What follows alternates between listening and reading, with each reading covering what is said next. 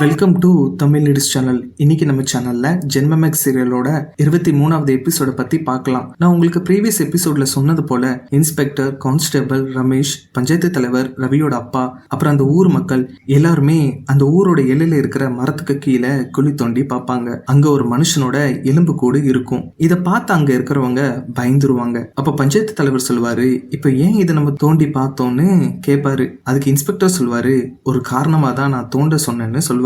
அன்னைக்கு இரவு பஞ்சாயத்து தலைவர் வீட்டுக்கு இன்ஸ்பெக்டர் போவாரு. அப்ப ரமேஷ் சொல்வான், இன்ஸ்பெக்டர் வாங்க அப்படின்னு. அப்ப இன்ஸ்பெக்டர் சொல்லுவாரு பஞ்சாயத்து தலைவர் கிட்ட, நான் ஒரு விஷயம் கேட்கிறேன், நீங்க அதுக்கு கண்டிப்பா பதில் சொல்லுவீங்களான்னு கேட்பாரு. அதுக்கு பஞ்சாயத்து தலைவர் சொல்வாரு, நீங்க என்ன கேள்வி கேட்டாலும் நான் கண்டிப்பா பதில் சொல்றேன்னு சொல்வாரு. அப்ப இன்ஸ்பெக்டர் கேட்பாரு, இன்னைக்கு நம்ம ஊரோட எல்லையில இருக்கிற மரத்துக்கு கீழே குழி தோண்டி பார்த்தோம். அங்க ஒரு மனுஷனோட எலும்பு கூடு கிடந்தது. அங்க யாரு புதைச்சிங்கன்னு உங்களுக்கு ஞாபகம் இருக்கான்னு இன்ஸ்பெக்டர் கேட்பாரு. அதுக்கு பஞ்சாயத்து தலைவர் சொல்வாரு, சுப்பன்னு நம்ம ஊர்ல ஒரு கிளி ஜோசியக்காரன் இருந்தான். அவனோட மனைவி மாசமா இருக்கும் போது நடுராத்திரில கிணத்துல தண்ணி எடுக்க போனான். அப்போ அவளை பேய் அடிச்சு அதே இடத்துல ரத்தம் கக்கி செத்து போயிட்டா. நாங்க ஊர் மக்கள் எல்லாருமே சேர்ந்துதான் அவளை அந்த மரத்துக்கு கீழே அடக்கம் பண்ணினோம்னு பஞ்சாயத்து தலைவர் சொல்வாரு. அப்ப இன்ஸ்பெக்டர் சொல்வாரு, அப்போ அவளோட ஆவிதான் ரவியை கொண்டு இருக்கணும்னு எனக்கு ஒரு டவுட் இருக்குன்னு இன்ஸ்பெக்டர் சொல்வாரு. இதை கேட்ட ரவியோட அப்பா ரமேஷ், பஞ்சாயத்து தலைவர் எல்லாருமே அதிர்ச்சி ஆயிருவாங்க.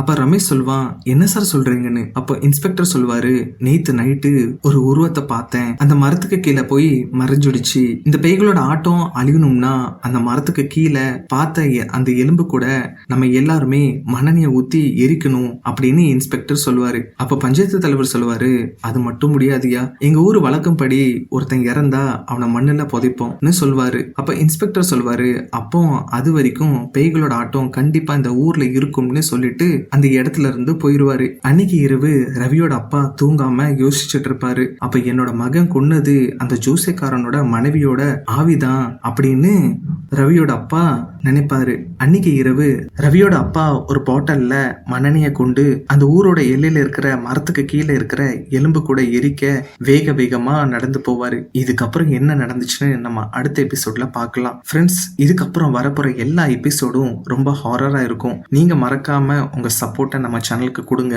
நம்ம 90sல பார்த்த எல்லா ஹாரர் அப்புறம் த்ரில்லர் சீரியலோட எல்லா எபிசோடும் நம்ம சேனல்ல உங்களுக்கு நான் சொல்வேன். ஸோ நீங்க மறக்காம நம்ம சேனலை லைக் பண்ணி ஷேர் பண்ணி தமிழ் சேனலை சப்ஸ்கிரைப் பண்ணுங்க. தேங்க்யூ.